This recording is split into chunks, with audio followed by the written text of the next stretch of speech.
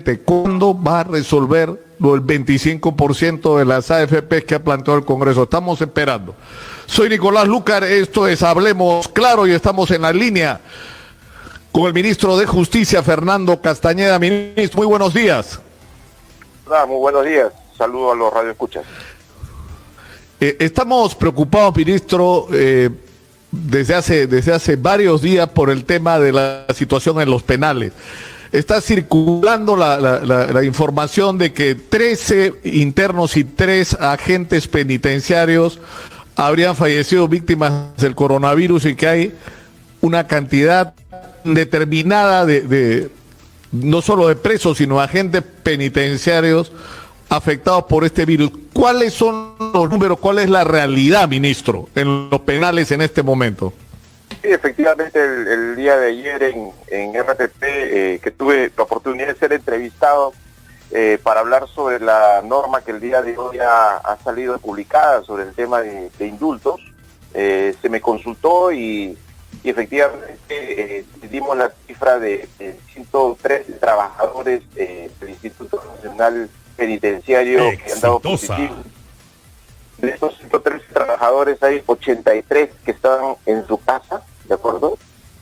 Hay 6 que están en la vía panamericana y lamentablemente 4 han fallecido en ejercicio de sus funciones, lo cual obviamente lamentamos al estar obviamente cumpliendo una importantísima labor de seguridad en los penales, ¿no? Y bueno, hemos tomado todas las medidas y venimos tomando... Pero en el caso de los internos... Sí, en el caso de los internos, sí, la cifra es aproximadamente unos 500 internos, pero recordemos lo siguiente, que el caso cero, por así decirlo, se detectó en Sarita Colonia, y ahí se ha tenido un problema grave, ¿no?, extendido de coronavirus, que felizmente con el Ministerio de Salud ha sido controlado.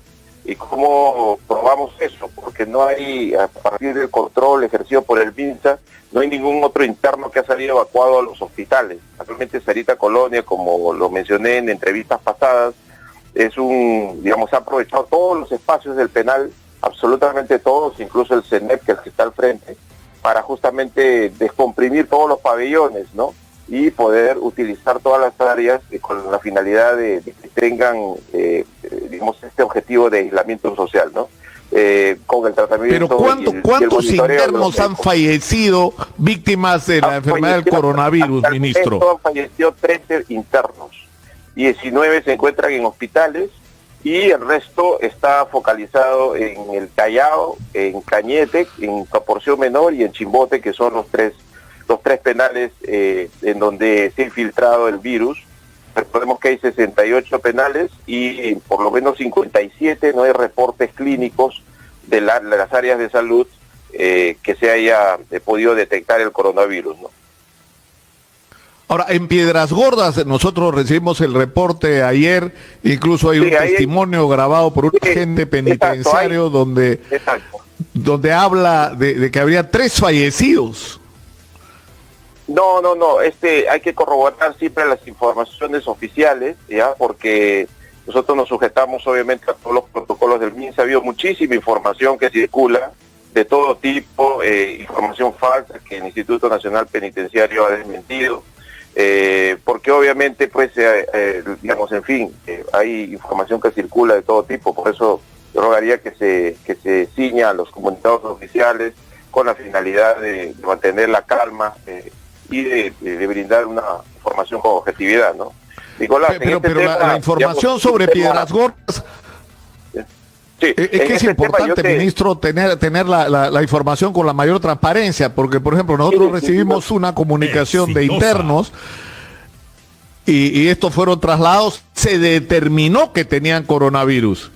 Incluso entiendo algunos de ellos, si no están ya están en proceso de hospitalización. O sea que sí hay coronavirus ahí. Sí, por eso te digo, o sea, de los 68 penales, en 57, 58 penales no hay reportes. Hay 10 penales, ¿de acuerdo? ¿No? Hay 10 penales que tienen infiltración, entre ellos Piedras Gordas, pero son infiltraciones en las áreas, o sea, focalizadas, ¿de acuerdo? No es una infiltración masiva. ¿Por qué? Porque recuerda que hemos visto y se han tomado las medidas de que ningún interno ingrese a pabellón. Lamentablemente la única forma de contacto que, digamos, que tienen los internos con el exterior, o en el sentido de que el virus ingrese, son con las agentes penitenciarias, ¿no?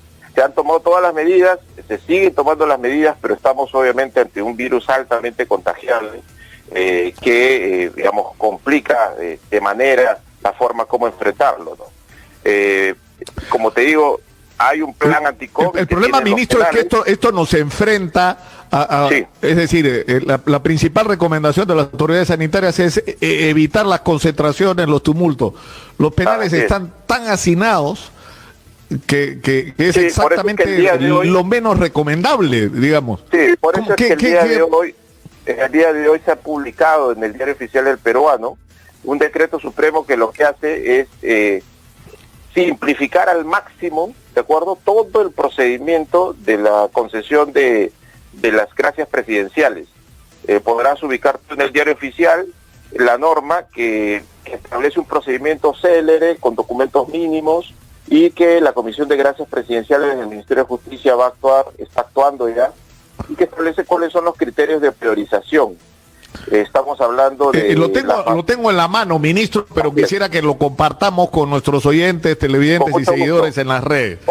¿A quiénes alcanzaría este indulto común, conmutación de pena?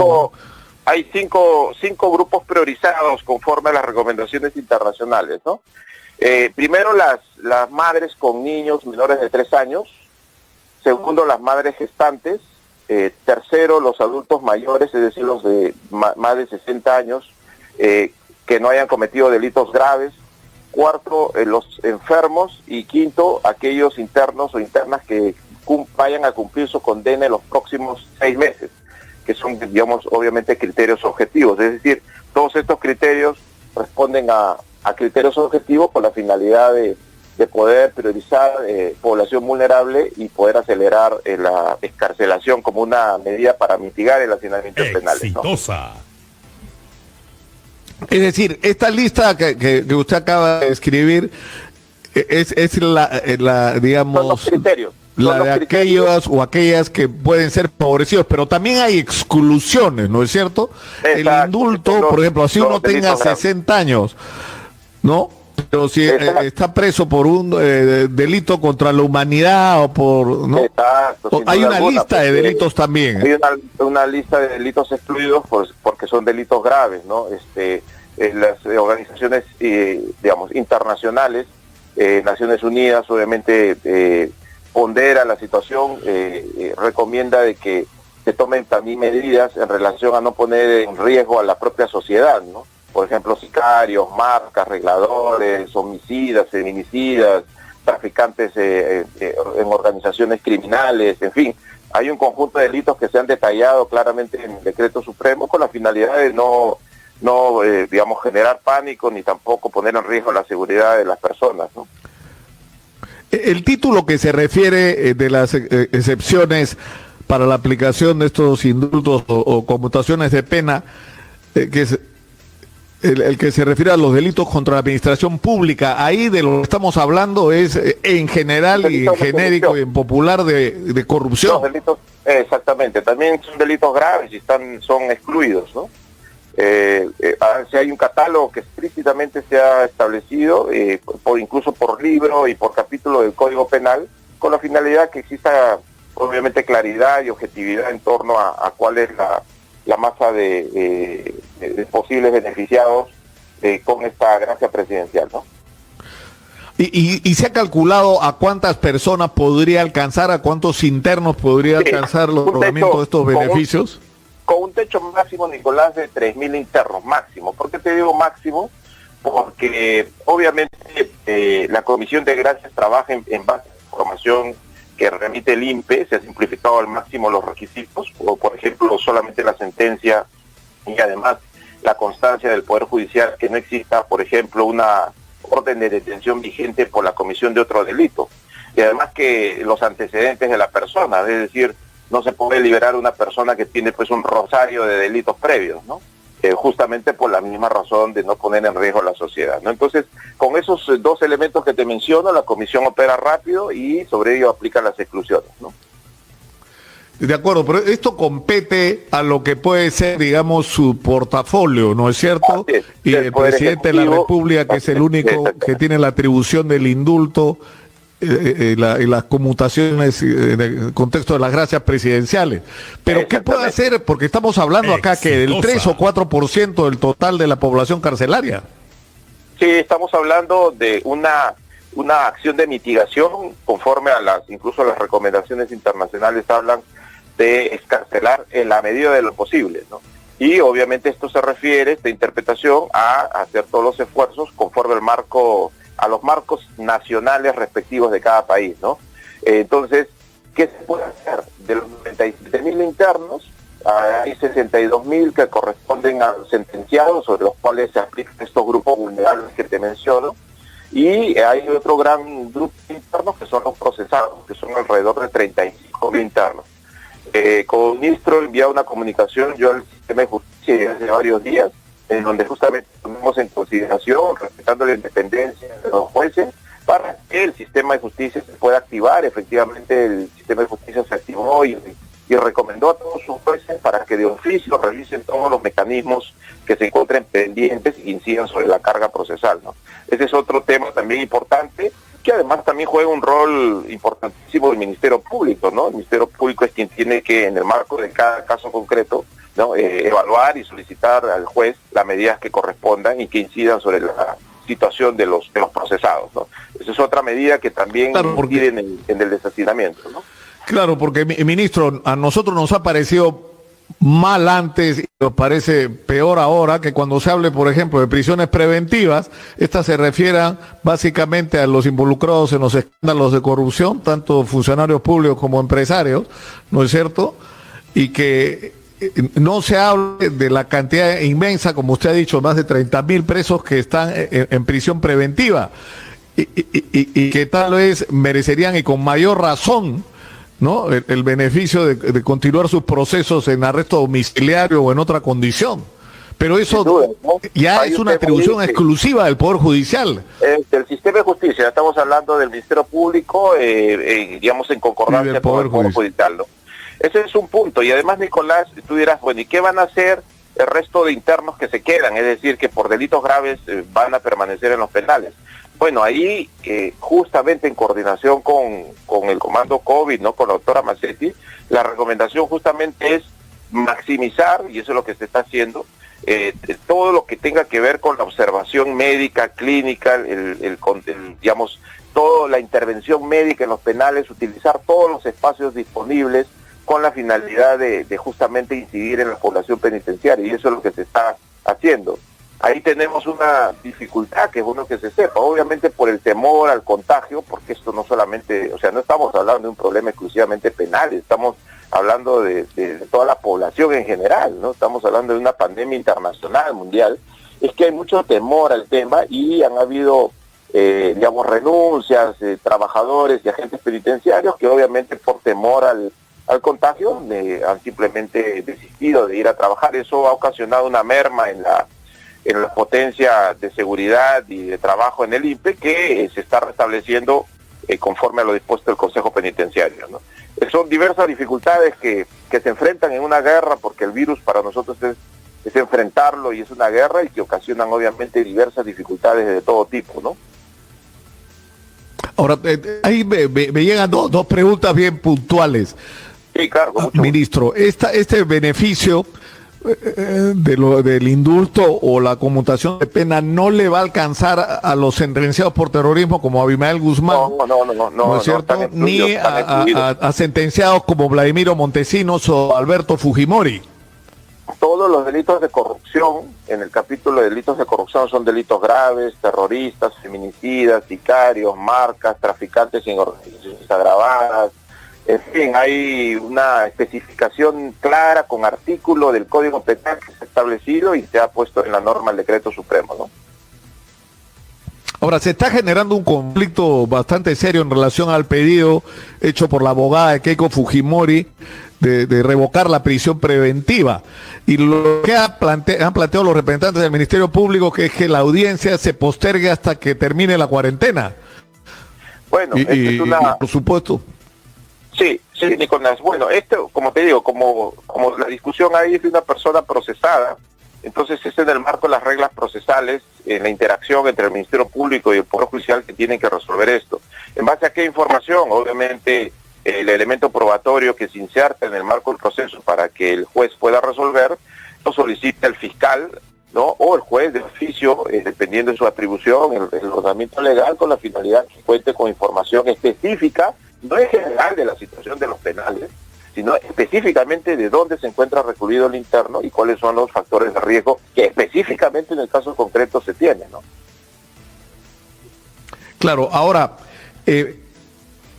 este tema de los penales, ministro, es decir, ustedes tienen que enfrentar una crisis donde se presentan casos de coronavirus en penales que son una concentración absolutamente irracional y por las condiciones de vida inhumanas, ¿no es cierto? Que son un problema que precede a la crisis del coronavirus, pero que nos obliga también a hablar de este tema y cómo dar soluciones de largo plazo. Sí, sin duda alguna. El INPE, y eso es bueno que se sepa, el INPE estaba declarado en emergencia estructural hace mucho tiempo y estaba declarado en emergencia sanitaria antes de la emergencia sanitaria del coronavirus. Y justamente como consecuencia de esa declaración es que se adopta un plan de acción, digamos, previendo anti-COVID y un protocolo para usar los mecanismos de protección, de los insumos de protección para los trabajadores. Esto se aplicó el tema de que se cortaron todo tipo de visitas, se mejoró la paila con la finalidad de mantener elementos proteicos de mejor manera. Se autorizó el ingreso de medicamentos, útiles de aseo y elementos no perecibles con la finalidad de garantizar que los familiares puedan contribuir con ello. Se establecieron zonas de aislamiento en cada penal y en fin, se tomaron un conjunto de medidas, pero hay que recordar, como se ha venido diciendo y demostrando por parte no de nosotros, sino de los infectólogos y de los científicos, pues que estamos ante un virus altamente contagioso, ¿no? Que es bien complicado, que digamos, está por todos los lados, se están tomando las medidas y todas estas medidas obviamente son para mitigar. Si tú me preguntas, ¿qué se puede hacer en adelante? Primero, mejorar todos los registros de información. Hemos tenido dificultades como Ministerio de Justicia, obtener la información en relación, por ejemplo, a todos estos grupos vulnerables. ¿Por qué? Porque el sistema de justicia en su conjunto se encontraba hasta antes del coronavirus justamente en ese proceso de interconexión entre PJ y el INPE, o la interconexión entre los 68 penales. Actualmente no existe interconexión entre los 68 penales y el sistema de información es bastante precario. Ese es un elemento clave que sin duda alguna va a cambiar. El segundo elemento que tenemos que mirar de cara al futuro es el sistema de salud. El sistema de salud de los penales ha sido repotenciado, pero sin duda alguna es insuficiente. Y obviamente este es un reto pendiente. El tercer reto tiene que ver con el deshacinamiento y el distanciamiento social, pero ya no de cara al virus, sino en general de cara a poder construir más penales. Había un penal que se estaba construyendo, es el megapenal de Ica, con capacidad casi para 4.000 internos, y bueno, obviamente eso se va a retomar conforme se vaya levantando progresivamente el estado de emergencia sanitaria. Y además hay un tema de fondo, Nicolás, que es bueno que se sepa. O sea, si nosotros tenemos no menos de 50.000 internos que han cometido delitos graves, esto es porque el Código Penal, a través de las diversas legislaturas, no estoy particularizando en ninguna, a lo largo de la historia, se ha venido agravando en exceso las penas en diversos delitos, y obviamente pues tienes pues a muchos delitos o a delitos que en otros países serían delitos menos lesivos con penas altísimas, ¿no? Entonces eso forma parte también de la revisión estructural que se tiene que hacer de cara al futuro, ¿no? Ahora, hay un conflicto que ha planteado el abogado Jaime Yoshiyama, que está sustentando una medida cautelar ante la Corte Interamericana de Derechos Humanos por la negativa a darle por la prisión preventiva para su cliente, ¿no? Uh-huh. ¿Esto alcanza también al INPE y al Ministerio de Justicia, o es solo contra el Poder Judicial? Bueno, esta es una decisión que en el marco de un proceso, él considera, el interno, que tiene, digamos, la posibilidad de recurrir, seguro ha utilizado una cláusula, fíjate, ojo, la comisión, ¿no? Que es la instancia que revisa primero, la Corte es el órgano jurisdiccional que decide finalmente, ¿no? Y obviamente seguro ha planteado sus argumentos que considera en relación al coronavirus, y la comisión tendrá pues que establecer algún grado de evaluación en torno al tema. Pero es la misma lógica, lo que pasa es que la discusión no se plantea en sede nacional, sino en sede internacional, ¿no? Es la misma lógica que te he mencionado de los procesados. Si pudiéramos resumir, es decir, ustedes han aprobado en función de las atribuciones que tiene el Poder Ejecutivo el otorgamiento de indultos o conmutaciones de penas. Exacto. Lo que hemos hecho es para los presos sentenciados, ¿no es cierto? Sentenciados. Estamos hablando de 97.000, alrededor de 62.000 presos, ¿no? Sentenciados. Y de ese universo de sentenciados hay no menos de 50.000 internos que están por delitos graves, por lo tanto, obviamente por las razones que te he mencionado, no forman parte de la selección. Y sobre el universo restante, que ya es menor, se aplican evidentemente estas reglas, ¿no? Y dicho sea paso, el problema es que el resto del problema, que es el más grande, queda en manos del Poder Judicial. Es el sistema de justicia. Es decir, ahora, por ejemplo, el problema de la lentitud en los procesos, ¿no es cierto? De la salida que recién se empezó a hablar de ella a raíz de los escándalos de corrupción, de que en el Perú vas por lo general en prisión preventiva, ¿no es cierto? Y puedes estar ahí incluso años. Eso está en manos del Poder Judicial. Sobre eso no puede haber una intervención gubernamental, ni del Parlamento, con alguna modificación judicial, legal. Recordemos que los jueces son autónomos, ¿no? En el ejercicio. ¿Qué significa esto? Que no pueden sufrir presiones ni directas, ni indirectas, ni explícitas, ni implícitas sobre un proceso en marcha. Justamente porque forma parte del artículo 139.3 de la Constitución, que expresamente establece que los jueces en el ejercicio del cargo son independientes. Entonces, tratándose de un proceso en curso, más bien los que tienen que valorar los jueces conforme a los diversos mecanismos que tienen, es que no nos encontramos ante el ejercicio o ante la marcha de procesos judiciales en tiempos de anormalidad, sino más bien que estamos ante una emergencia sanitaria, y que eso también obviamente es un factor importante que debe respetuosamente sugerimos que lo tomen en cuenta al momento de ejercer sus atribuciones. Para terminar, ministro, mientras el Poder Judicial hace lo que tiene que hacer, ¿no es cierto? Que en realidad nos enfrenta a problemas que, como en los otros casos, se arrastran de décadas, ¿no es cierto? Hay un problema de hacinamiento real. Cuando yo escuchaba lo del distanciamiento social y me acordaba de la noche que fui a hacer un reportaje a Sarita Colonia y los presos literalmente duermen unos sobre otros en las escaleras y en los pasillos, sí, ahí lo que trataba de imaginarme cómo diablos se puede hacer el distanciamiento social en Sarita Colonia. Sí, lo que se ha hecho ahí y ha resultado, Nicolás, es utilizar todo el penal, es decir, los internos de los pabellones, que son 6 pabellones, se ha utilizado el auditorio, todos los espacios disponibles, todos, absolutamente todos, inclusive las áreas administrativas, porque obviamente hay una reducción de personal por el tema de la cuarentena, con la finalidad de descomprimir los pabellones. Entonces tú tienes a muchos internos en zonas de aislamiento y en todas las zonas administrativas, con la finalidad de descomprimir toda esta situación con bajo vigilancia médica, ¿no? Eso es lo que se está haciendo. Ahora, y en ministro, la para terminar, progresivamente los penales, ¿no? En una circunstancia como esta, y con mayor razón para aquellas personas que sienten que sus familiares, por delito que hayan cometido, igual son seres humanos, la gente está muy angustiada. Sí. Y la información tal vez no ha fluido como debería. Sí, hemos abierto, Nicolás, y acá hemos hecho una labor humanitaria con la Defensoría del Pueblo, hemos estado orientando, pero hemos creído conveniente potenciar la línea de defensa pública, y para todos aquellos familiares o internos o delegados que tengan inquietudes, también hemos estado en directa coordinación y comunicación con los representantes de los sindicatos, ¿no?